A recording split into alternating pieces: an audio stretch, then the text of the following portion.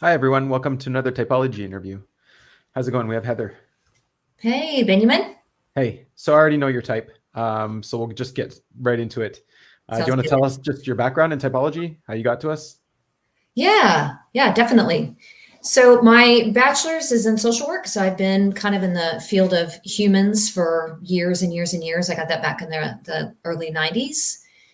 And then later got into my master's in counseling, which at that time as well was all based about humans. So I've been familiar with psychology for many, many years and just have studied it. Lots of different books, as you can see behind me, on just human nature and people and what makes them tick and Right. understanding theory and therapies and all those different things. Did do the I feel like I've been pretty much every type. Like even when I was in the Enneagram last year, I'm like I only had 9 to choose from, and I could pick. Okay, I think maybe on this week and that next week. And so in college or in my master's, I had shown to be ENFP, and which is the jumping, the Yeah. flipping of the order there. Same functions. Huh? Same Same functions. functions. Yeah. Yes, just upside down. Yeah. And so with that, I think I stumbled. I was way more into the Enneagram, Hmm. bought several books and was way more into that. And then earlier this year, somehow just looking through videos, I fell upon OPS and just started kind of watching them. And I was like, what is this? And so I had to go all the way back to the beginning to try to capture those first beginning videos because it was just Okay. like, a whole new language. So that's what kind of got me involved in it. That's really interesting. Okay, so you've been typed as having consume last, and then you just basically said how you consume. You pointed the books behind you. What's going on with that? Well, if it's something that I enjoy or something I'm interested in, I Right. definitely will spend a lot of time. I mean, it's iffy. That was the one coin that we kind of Shannon and I had kind of bounced around of, consume last or sleep last, but I enjoy consuming. It's just I don't necessarily consume for me, I guess. A lot of times I'm consuming to understand something or to turn around and train it or teach it or to understand other people. It's not that I don't spend time in self-help and things like that because I do, but I don't know that it's necessarily always towards the end of, you know, me. Yeah. Well, what about this OPS stuff? It wasn't for you. Who was it for? It was. It's true. It was. Yeah. I mean, it was more of a hobby and just playing around with it and enjoying it. But I think as well, part of what got me into really studying more was because I like to understand how people operate. Hmm. And part of that is a safety thing for me because if I can understand how people, operate and why they're coming from where they're coming or how they're coming to what they're coming to, then that way I can kind of okay, I've kind of figured that out and I've kind of figured that out. So it's a little bit of wanting to figure things out. And Yeah. I like it because it's much more systematic. I love the Enneagram, but it's a little less, you know, Hmm. pointed. I enjoy it. So but I like this because there's like systems and there's, all these. So it's like this whole new language that I'm trying to learn and enjoy. Yeah. Have you seen any consume last struggles in your life, like any voids or tidal waves? Like updating information. Yeah, stuff Yeah. like that. Yeah. Yeah, a lot. Yeah. And so that's what I was like on, maybe I'm consumed last because I also feel like I can easily balance between play and sleep, Yeah. giving energy and keeping energy for myself. I mean, I tend to have pretty good boundaries, but yeah, anytime I would hear someone talk about something, it's this kind of contrarian type feeling in me of, oh, wait, is that right? Is that right? That can't be right. That can't be right. So it's like this fear of how much do I really want to look into that or spend some time with that? Right. Because then you're And gonna have to update. yeah, exactly. Yeah, it's Yeah. definitely, yeah, it's a bittersweet struggle. So what's that like for you then updating if you do stumble across something new? Is it exciting? Is it dreadful? I don't know. Maybe a little bit of both. Yeah. Just kind of depends on how tied in I am to it. Like if it's not something that's super, super personal, then I'm like, yeah, okay, that's fine. I can update.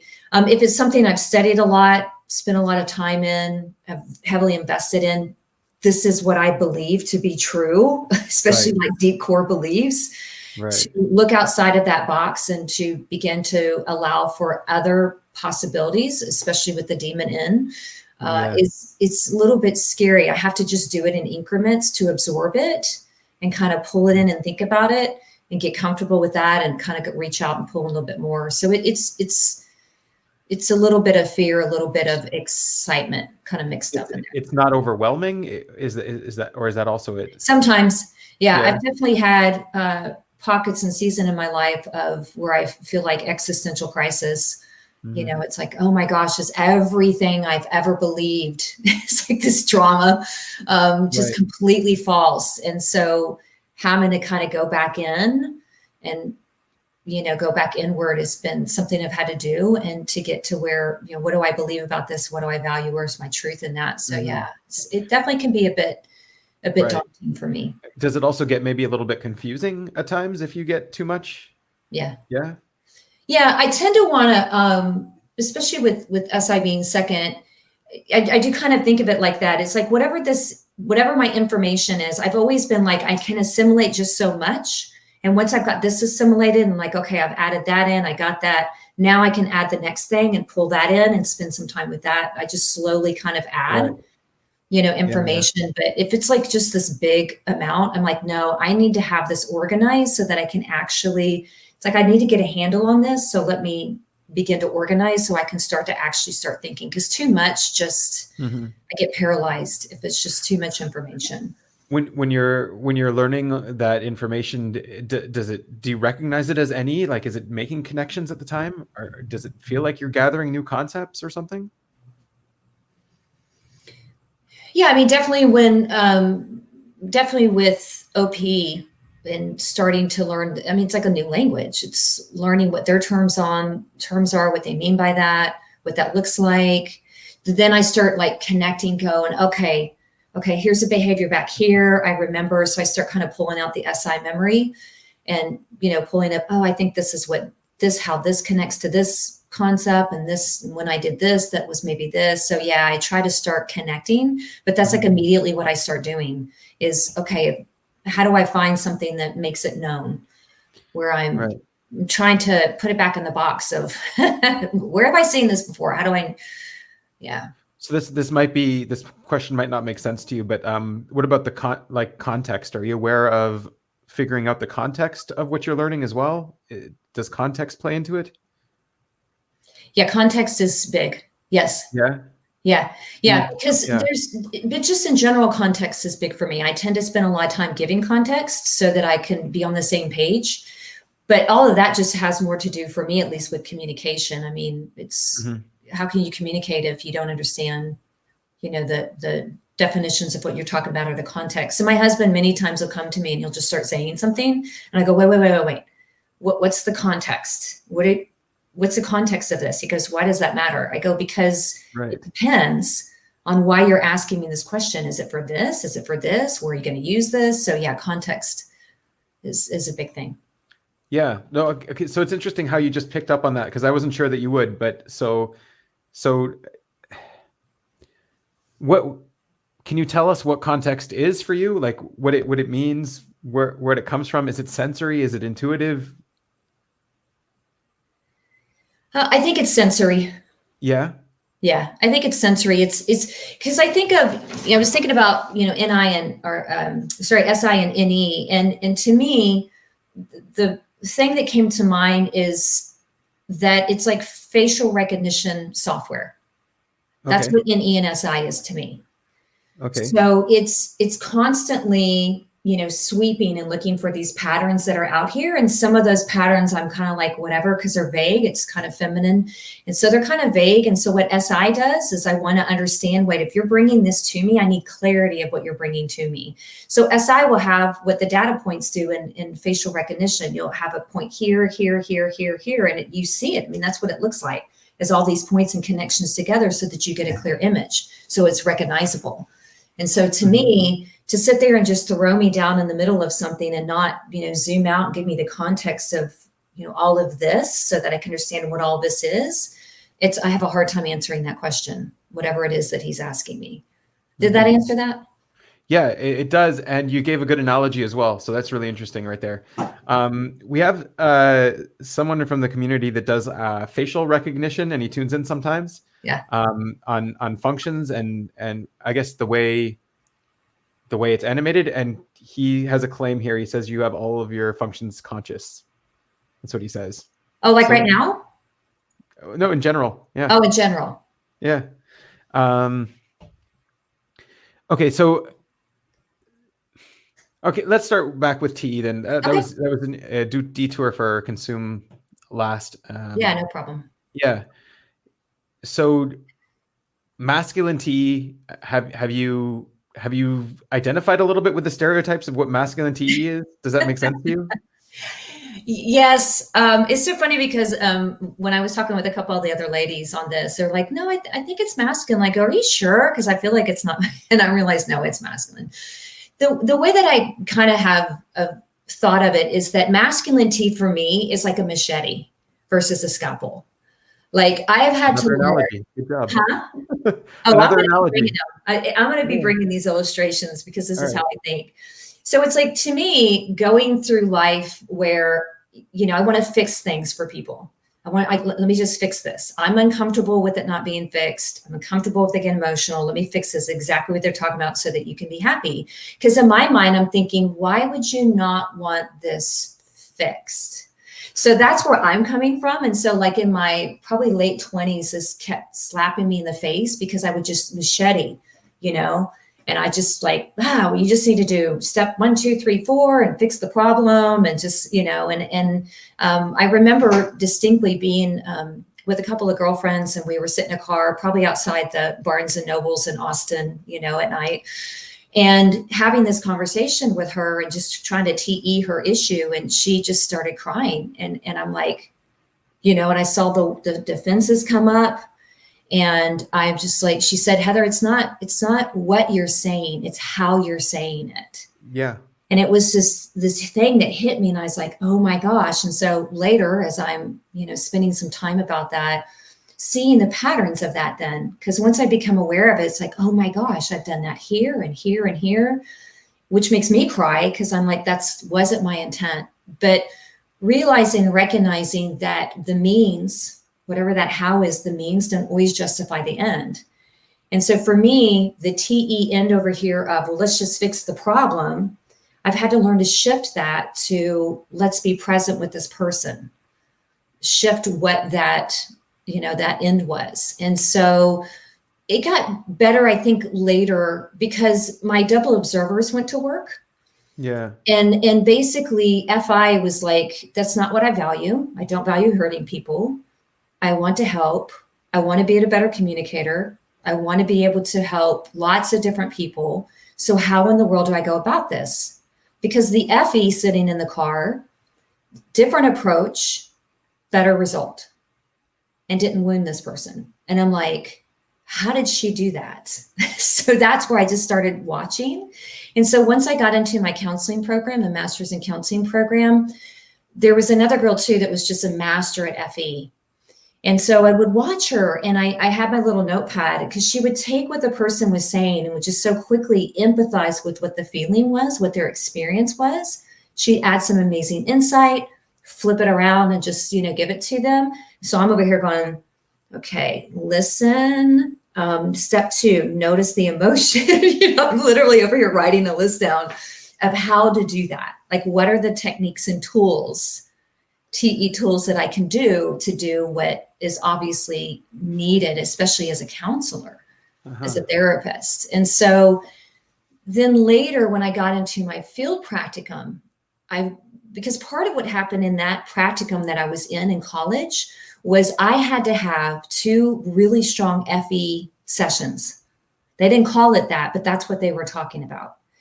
And so I had to go, crap, I'm not good at this. I've got to figure out how to do this. And so just techniques and watching and learning and really steeping myself in and understanding the spirit behind counseling and motivational interviewing and different things like that, which I value. What I was lacking was the tools to know how to do it. And so that's what that program really helped with. And so once I got it onto my field practicum, where I was doing private practice and people would come, the best compliment I ever got was not, Heather, thank you that you solved my problem. Heather, thank you that you gave me step 1, 2, 3. It was, Heather, I felt accepted by you. I Oh, felt like wow. you didn't judge me. I felt like you were just there with me. And I just was like, wow. And that was so powerful for me because I'm like, yes, that's what I want. So it's learning, I think, over the years. I'm really dense, and I didn't realize my presence or my impact that TE can have, much less masculine TE. And Mhm. so it's really just having the radar of watching and noticing and growing in that humility of understanding that machete is not always the best, Right. that sometimes you need that scalpel. And so now that I'm in my coaching program, so I'm almost done being a functional medicine health coach program. Now, when I get into a coaching session, because I've spent years building these skills, this is what I do. I get to a session and I go, okay, FI does a stern talk with TE, or really ST, and says, okay, I need you to step aside for a moment. I need to be present with this person. I need to be intuitive in this moment. I need to pick up what's going on. I need to FI connect with them and where their experience is and spend some time getting the story so that I fully understand. This is not your job to fix. This is their life. So I'll tell TE, I just need you to have the tools, like maybe a scaling question or maybe this. I just have the tools and you hand them to me. So I just I try to be more self-aware of that. And it's just come through practice over and over and over and over again Mhm. so that I can, balance that out a little bit more. Yeah. Okay. Well, there's a lot to unpack there. Yeah, Um, sorry, I'm blast first. yeah, no, it's good. Um, okay, so you talked a little bit about the impact of masculine TE. Mhm. Um, is it something that you weren't aware of the impact it was having, and you had to learn to see that it was like, obviously you didn't intend for it to be that. Right. Did you also not notice the way it was coming off? I think it took me years. Took me years to really pick up on that. I mean, eventually I started noticing it, but it took it took a while. I mean, it's Yeah. been years now since I've known. I mean, it's been decades now, Yeah. but it took a long time into my adulthood, especially in those moments of hurting people or being too abrasive, to realize this isn't the right way to do this, and I need to Mhm. change. Yeah. This isn't healthy. This isn't mature. So how can I tone that down? Yeah. Right. And also you kind of had a goal, like to get something to work, right? Yes. So in a way you had TE abolish itself, I guess, with its Yes. goal. Yeah.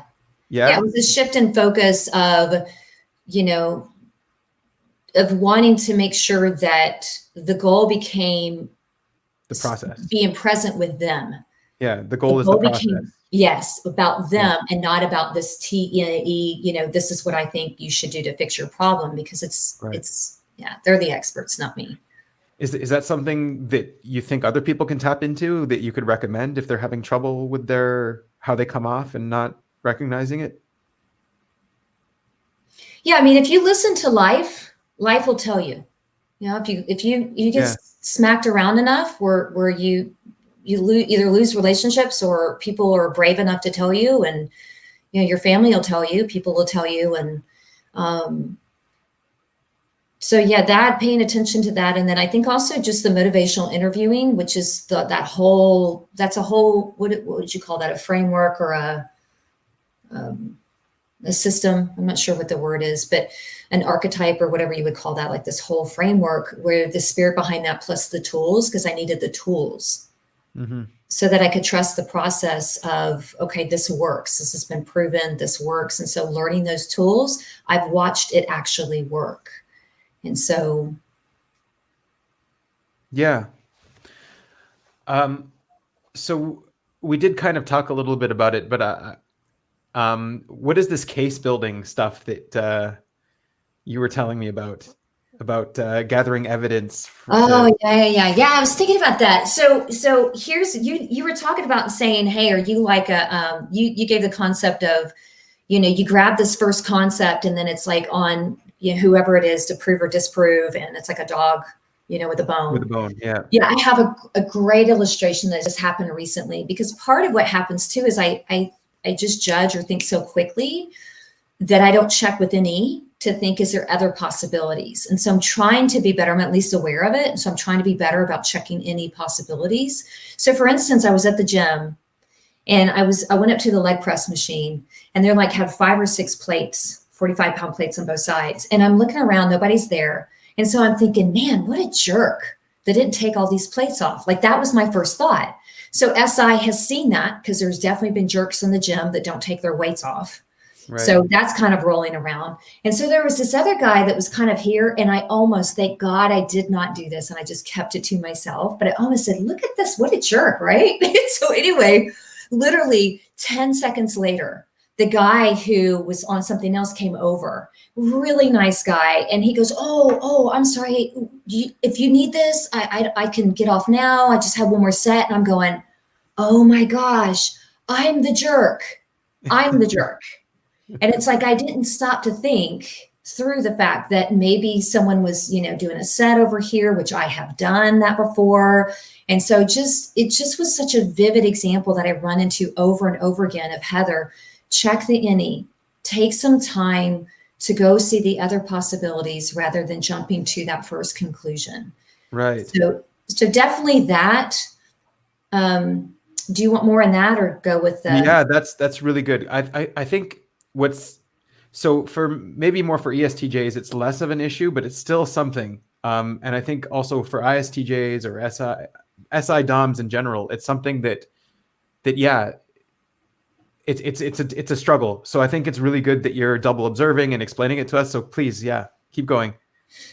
Yeah, so I'm a jerk. That's what I'm telling you. I've had to learn, like, and part of that was what I've tried to start doing with it is like when I'm driving and my kid, I'd be mad at someone who just cut me off, and one of my kids in the back would pipe up and go, well, mommy, maybe something happened and they're heading to the hospital to be with a loved one. I'm like, oh my gosh. It's just like every time I like have this reaction, I just have to remind myself, just stop for a moment and don't have this reaction right now. Just, at least I didn't say anything, but like that's a first step. And just to think through and not go into this all or nothing, and just think through the other possibilities of what potentially could be going on, because also most of the time I give, I tend to not be super critical of people, but it doesn't mean that I don't have a quick not giving the benefit of the doubt, especially if it's something I've experienced before. Like, I've seen plenty of guys leave 5, 6, 7 plates stacked on here,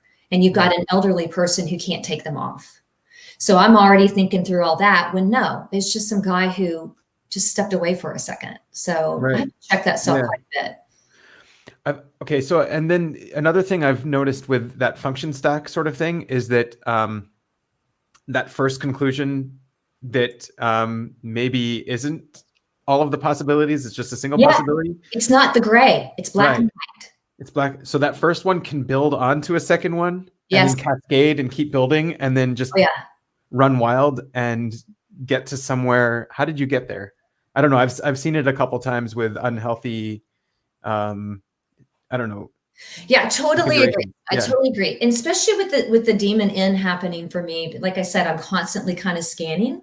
So if I'm picking up on something that's off, I kind of called it my radar. So if I'm picking on something that just seems off to me, SI just wants to like, no, I need clarity, I need clarity, I need clarity. It's kind of scary. And so I want some clarity. So I'll just start making guesses or making judgments. And the problem is that I'll base it off of something else. Right. And if I don't check that crap, I can't tell you how many times I've been slapped upside the head by life. I've been wrong. You wrong.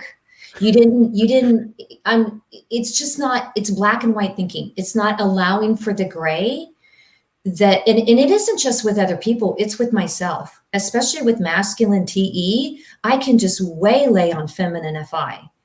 And with EJ, with the all or nothing thinking, I can be all or nothing thinking with others, but I can be almost worse on myself. And so I've just had to soften over the years and balance that out to really pull back, because I don't know that I can help it, but when I notice it, I can at least do something different with it. That's really interesting. How did you get to that point? Do you have any tips for people that are struggling with this kind of thing? I'm 50. Yeah. Just get I'm old. just get old. Yeah. No, I think that, your children will tell you to, or people, and um, I think anytime, at least me personally, anytime I kind of get this angst in me, whether it's fear, if it's a negative emotion, some type of negativity that kind of hits me, is to take that as a warning signal Oh, that, wow. yeah, that something is amiss. So instead of reacting or acting out of that, to me, maturity, honestly, for me, has been pulling the distance between my reaction and my Mhm. response. And the further that I can pull that out and actually respond to something rather than just react, this knee jerk reaction, which maybe one day I'll stop doing that too, who knows? But at Right. least I have some choice in it. So the more distance I can get, and it starts with that self awareness for me, the more I can begin to practice, not at least acting out of that place. So I'll feel it internally. I mean, I have, masculine SI. I'm incredibly, I think, I don't know, is that masculine SI that's super in tune with their internal stuff? Um, Or is that I FI? guess you would, no, I guess you would see it in SI as well in your body, seeing how your senses, like being Mhm. hyper aware of your senses, things like this. Yeah. Yeah, I can. Yeah, even like, even with my thyroid, I have thyroid stuff I've had for years, and I kept telling doctors, "I'm telling you, my thyroid's off," and they're like, "No, Oh, no, wow. no, no." And I finally found a doctor who, sure enough, she did a test, and yeah, it was off. And then I would be doing okay for a while, and I would sense something internally. I'm like, something's off again. Can you run the next round of tests? And sure enough, this was too low, or that was too this or that. So yeah, it's kind of a bit of a hyper awareness of all that. Yeah. Okay, so obviously the possibilities are on a spectrum, right? There's very positive outcomes, very negative outcomes. Um, Giving someone the benefit of the doubt is usually picking a positive outcome Yeah. for them, right? Yes. Yeah. So, um, Or at so that least kind of, giving them the grace and to understand that even if I'll give you an example. Well, go ahead. No, finish your thought. I no, interrupted. keep going, keep going. I wanted to get you talking, so go ahead. Okay. Good So let example. me, let me bring FI into this too while we're Right. here. So because of the difficulty of my childhood, I had a lot of childhood trauma. It's part of the reason why I ended up going into the helping profession, is because my heart is, I want to be able to turn around and help other people that are struggling with, trauma, struggling with mental health issues. I've overcome mental health stuff, physical health stuff. So I want to turn around and just, be that, because I can offer that understanding. So part of, what I've recognized in that though is it's helped me to be able to learn and grow personally, because I'm steeped in counseling theories and people theories all the time. So one of the things that FI does, where I've had to learn to check those messages, because NE will kind of give this vague concept or construct of something. And as an EJ, and we were talking about this on the Facebook group recently, EJ will ping off like a submarine, and it's constantly sending, this little pinging off. And so once I get this reflection back, what I have done in the past is I've taken that and I've internalized that. And so the struggle then is I'm not good about separating out necessarily to the point of SI at NE, separating the behavior out from the person, giving that benefit of the doubt. So I Mhm. do that with myself, and I've done that many times with myself. So, for instance, when I was young, I was sick a lot. I think I was having abdominal migraines, and the only reason I think that's what was happening is because one of my children had that, and so she would wake up and get really sick and throw up for a couple of hours, and then it would stop, and she was fine. Mm. And so when I was young, I think that was happening. Well, my mother wasn't the best mother on the planet, and so I got in trouble. I got in trouble for being sick. Oh, wow. And so, somewhere in that, the message that I took in was that I was gross, that I was disgusting because Mhm. of this. And so I had to learn. So there's different varying messages that I've had in my life that I've had to learn to go back through Yeah. and realize, Reanalyze. recognize, and separate out that stuff and go, no, no, no, no, no, no, and allow for the gray. And so therapy has definitely helped with that. Because with my daughter, I would never make that link. I would never make the link because she was, I had to clean up something gross, that she was gross, that she was Right. disgusting. So that's sometimes where I notice I will couple, and I'm not sure what functions is doing that, but I will couple sometimes the behavior, that all or nothing behavior, with the identity. And I've had to learn to quit doing that with Yeah. myself, with other people. Does that? That's really interesting. Okay. So,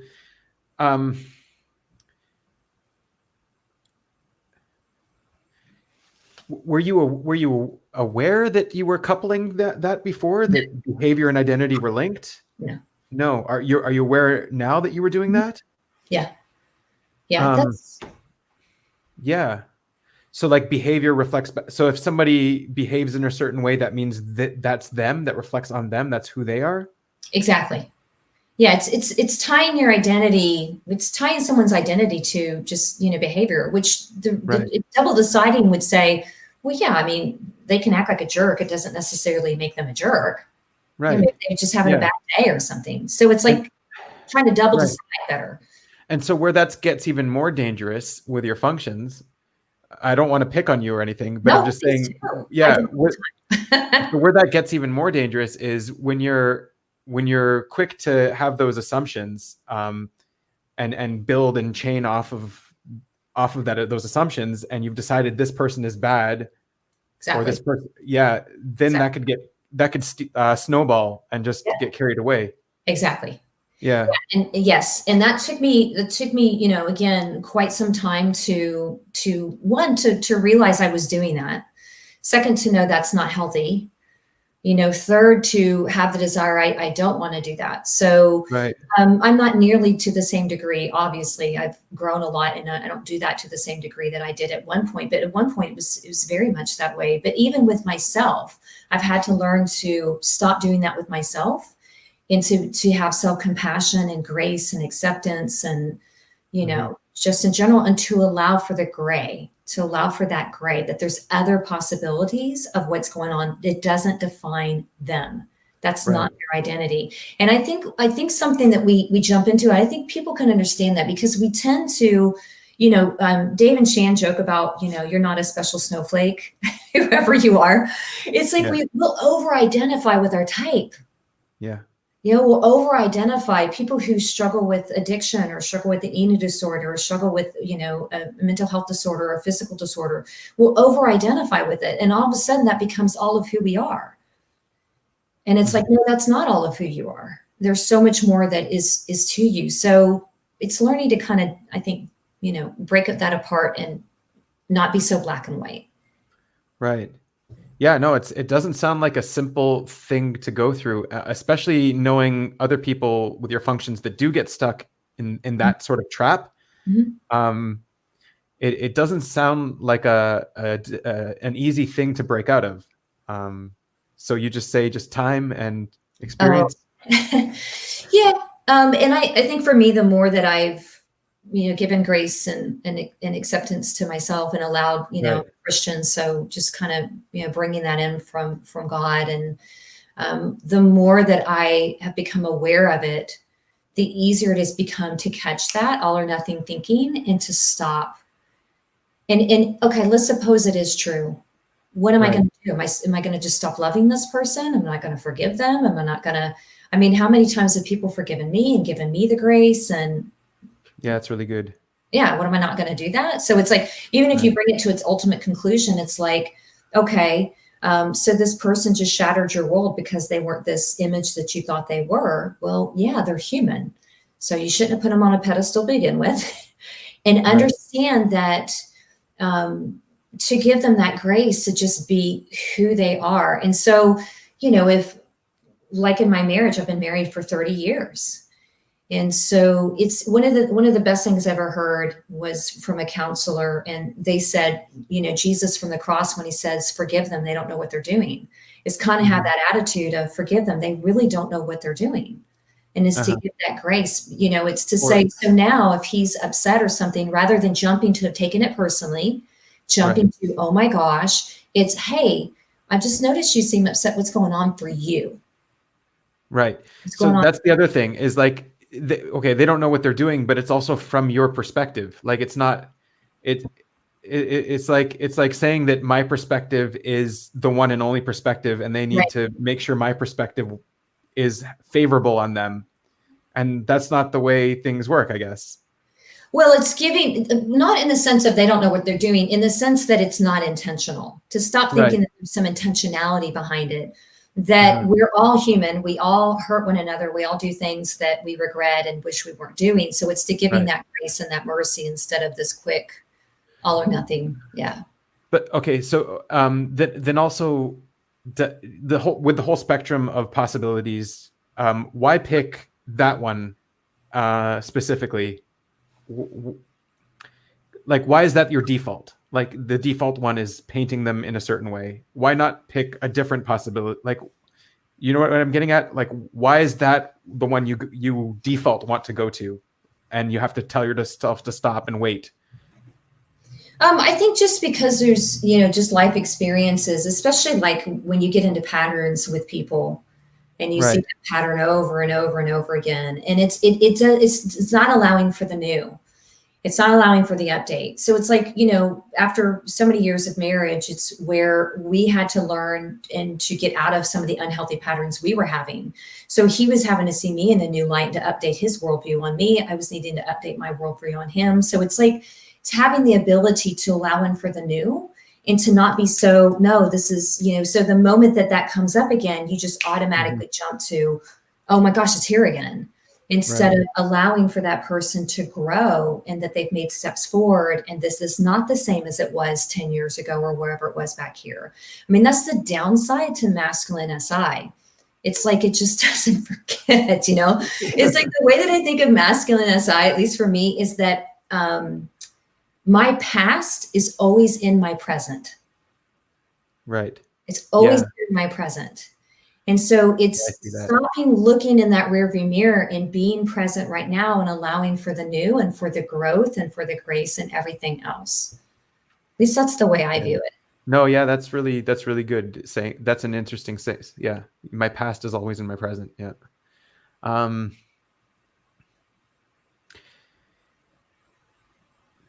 Also, the other thing is SI is very personalized. Like it's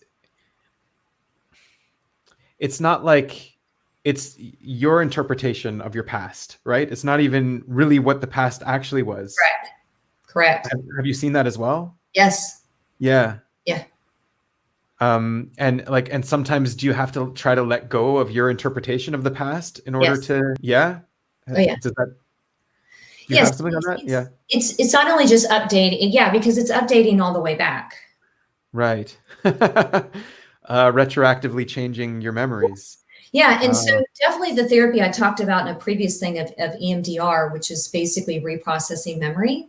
So it's your brain being able to heal itself. It's really powerful, amazing for trauma. And so when I get into an EMDR session, what's happening is, let's say, for instance, that FI message I had that my needs are revolting or my needs are somehow gross or wrong. So when I actually get into a session of that, it's not a lot of talk. So my brain begins to just kind of process that. And so the image, the concept begins to change, and literally the picture changes for me. The concept changes, the FI belief begins to change, and I have a more adaptive, holistic, allows for all the possibilities, gray, not so fearful and everything else. And so when that happens, then it ends up updating everything, from wow. that. Yeah. And so I've spent enough time because I don't want to live my life as a person who's filled with, anger or whatever, or whatever that is. It's like, Yeah. I want to be a person who is filled with understanding and compassion and grace. It's just a better way to live. It's just a Right. happier way to live, which means then I'm going to have to go through some updates and allow for things to look different and be different, and that I could be wrong, that I've Wow. been wrong this whole time. Not, let me restate that, because that's still black and white. I was doing the best with the knowledge I had at the time. But now I can go back and say, but now you can have a different perspective. Now you see more fully. And so I can update backwards, which helps everything that moves forward. Yeah, that's really good. So that takes a lot of humility as well. Just to how do you let go of? It's like letting go of yourself. The process you're talking about, right? Something like that. Letting go of, yeah. So how do you get to that point where you're willing to do it? You just say, okay, well, this is not good for everyone around me. This is not true. This is not working, or what? Yeah, all of that. Yeah, yeah, that's really big. Yeah, and also because I feel like I don't want it's kind of like I don't want the power that negativity, either unforgiveness or bitterness or anger or whatever that comes from that. I don't want that looming in my life. I want to diffuse that. I want that, there's freedom in letting a lot of that go. And yeah, it's just it's a happier, better, less angsty way to live. Yeah, that's really good. And it's healthier for my children. It's healthier for my husband. It's healthier for the people around me. It's just a better place to be, I think. Yeah. Yeah. Do you think that's like the natural progression? Sorry? I said I still make mistakes, so Yeah, of course. Yeah, yeah. but go ahead. What were you saying? Do you think that's like the natural progression for your functions to mature and discover themselves and each other? Or yeah? Maybe so. Yeah. Yeah, it's really good. In terms of the sleep and the play in balance, do you see yourself as valuing, I don't know, your time or your energy or something like that? Like, is that your top value, your own time? Is it stressful when people are wasting your time? Oh yeah, it definitely is. Yes, it's definitely stressful. I have to learn to be patient. It's not my default. Right. Yeah, I think what I know is I just know how much energy I have, and I've always been one where I tend to have a lot of energy, but I feel like I need that time to kind of be, reset and kind of be alone and just have that. Even when my kids were little, it was okay. It's mom's nap time. So put on Barney or whatever, Teletubbies, whatever it was when my kids were young, and PBS, and go do a quick reset. So I just kind of know this is how much I have, and I'm certainly willing if someone presents a need. I certainly want to jump on it and help with it. And can you express a little bit about what goes on during the sleep processing? Or is it something that you're consciously aware of? Is it hard to express? No, it's not hard to express. Yeah. Part of what happens is, and we can talk about the animals in this too, especially blast. Part of what happens is that with blast play, I'm constantly have this audience. Anytime I read something, I just like, and I'm start automatically thinking through it. I could teach this, I could teach that. It's like it's always for here.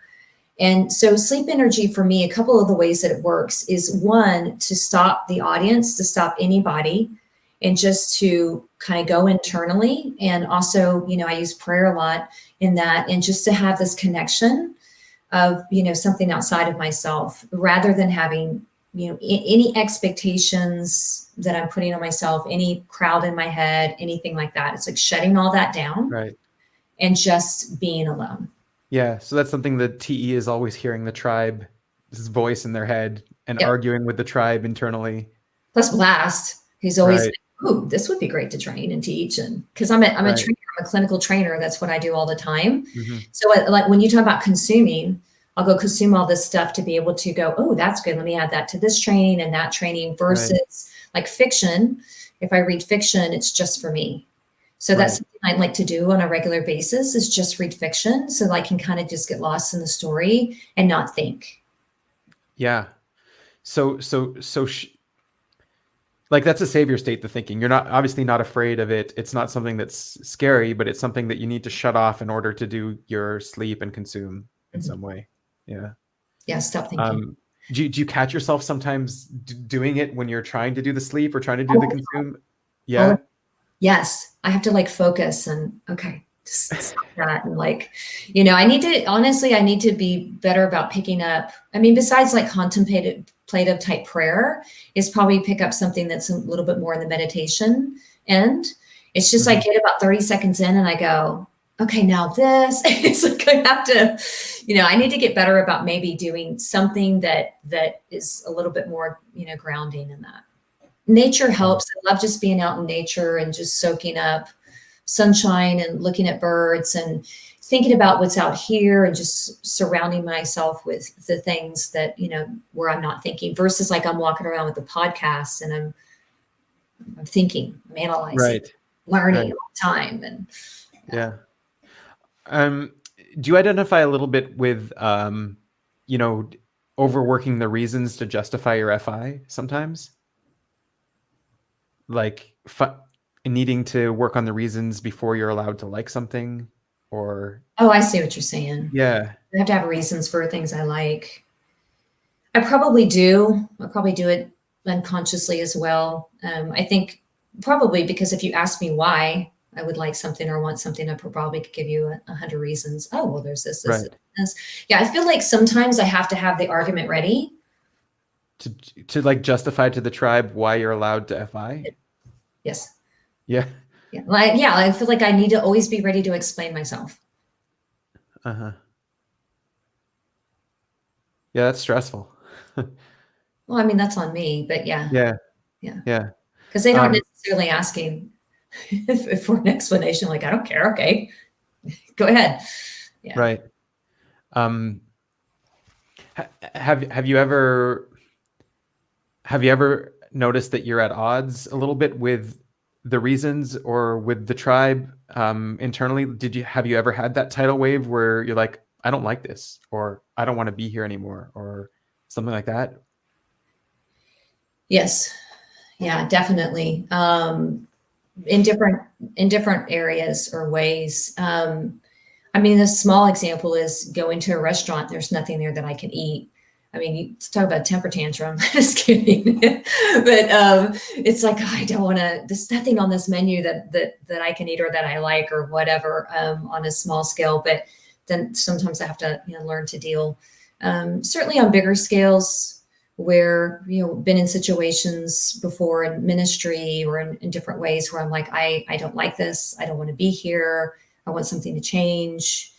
And so with that, then I have to decide, what am I gonna do with that? Am I gonna continue to, because there's times where, I've kind of shut down and like, then I just won't give you my energy.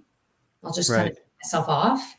And that's a real mature way to handle that. So I've had to kind of take it and recognize this is kind of where I'm at, and this is what comes with what's here before me. So what can I do to have other things that I like, or, because I'm not always going to be in an ideal situation of everything making me happy.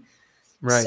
So, yeah. What can I do to find avenues and pockets? But I've been better about at least doing that. So rather than just sitting in a pity party is, well, let me go over here and, I could do this and that could help fulfill this part or that part. Yeah.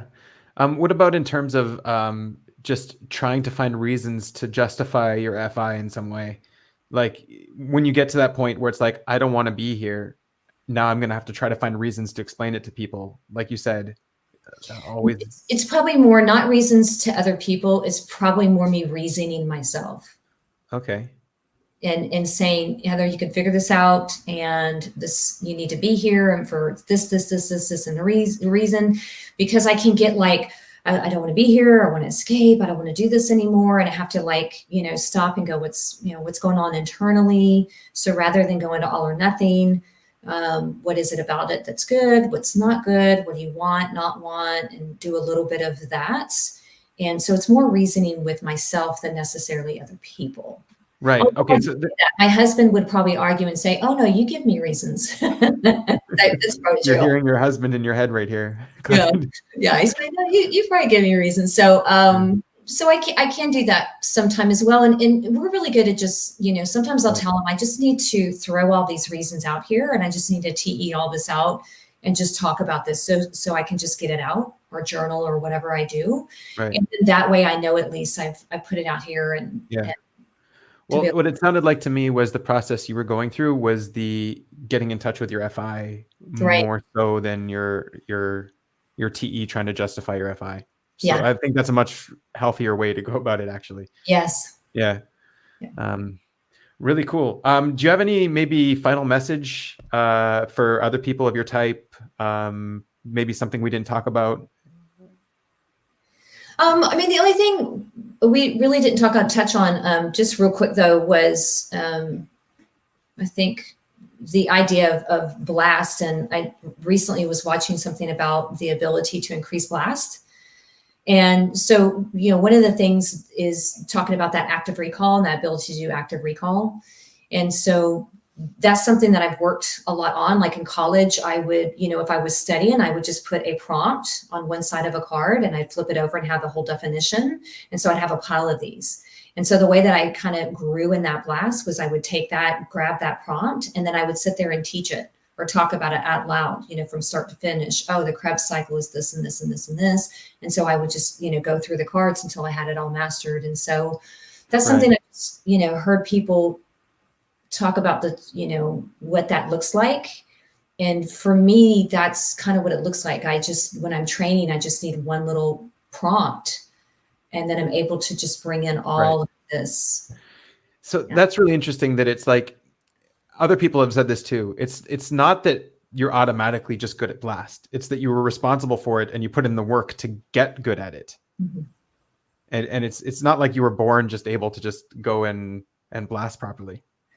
Right. Yeah. Yeah. I mean, it probably was easier because it came naturally to me, but definitely I've put in the reps of, time upon time, and also to not have the safety net sometimes of that, and just to kind of push myself to blast whatever it is without that safety net of having to script it, everything scripted out. Yeah. Right. So yeah. It's just on my mind recently was blast. Yeah. Really good. Do you feel like you're, I don't know, you're able to get people to do what you want? You're filling that void of pushing on people, getting, directing people, that sort of thing. Yeah, that was something else recently. I think I was in the Facebook group, and I think it was Steve had mentioned something about his wife and leading, and that blast leads. And I was like, oh, I just recently have felt that even when I'm in a session with someone else, like a coaching session, and they're my coach, and so I'm supposed to show up and be me, I still am watching them, and I feel like I'm leading them a little bit. It's going. So blast definitely does a lot of leading and guiding. It's almost like when I'm in a training, my play energy is more diffuse. So I will, basically do a poll or engage the tribe, engage the trainees, the attendees at my training, and I'll engage them and get them involved. So I kind of pull back and pull the energy out and bring them in. And then when blast comes, it's more like this. And it's like, okay, this is where we're going. So let's go. Kind of a feeling. It sounds like even that play, though, is subservient to the blast. It's like, I'm going to go out because I want to eventually. Yeah, because part of it is I'm going, I'll ask a question. What do you guys think, about this? Right. And I'll listen to the responses, and I'll, take the responses, and I'll still pull them in to what I'm training. Oh, you mean this? And I'll still, right. Yeah, it does definitely. Yeah.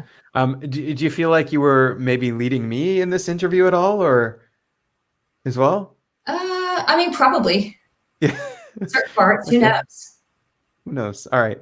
Really cool. I mean, maybe in certain ways. I think that there was certain, no, I think it was more that there's certain things that I felt like I needed to make sure that I was prepared of whatever you ask, so I watched videos to know like maybe what you would ask. And so I kind of went through those, because just thinking about, okay, this is what he's wanting here, or here, this is what he's asking. Right. But I mean, I'm not going to say that there probably wasn't points where maybe. Yeah. Did you feel like I was? Because I don't know. No, not at all. I was just trying to think like, even in like coaching sessions, you're leading the coach. So I was like, were you leading me here? Well, part of that is because when I feel like they're, stumbling or don't not quite where to go, I'll I'll feel that. Like if it's Ah, something where I felt like, yeah, no, okay, then no. Yeah. Because I felt like if there was something where you were at a loss and it's like, okay, where do we go from here? I probably would pick something up yeah. and kind of take No, it. So I yeah, just want to say it's so much easier on my end to have someone have all of these lessons ready because I can just sit back and listen, and yeah. yeah, it's a lot less work. So a pleasure on that end. Anything you want to promote or finish off with a final thought, something? Nah, I don't have anything. No? Awesome. Well, it was, A lot of thank you fun. so much for your honesty and for sharing with us your growth and all of your little tips. It was really, really appreciate it. Thank you so much. Yeah. Thanks, Benjamin. Okay. Bye, everybody.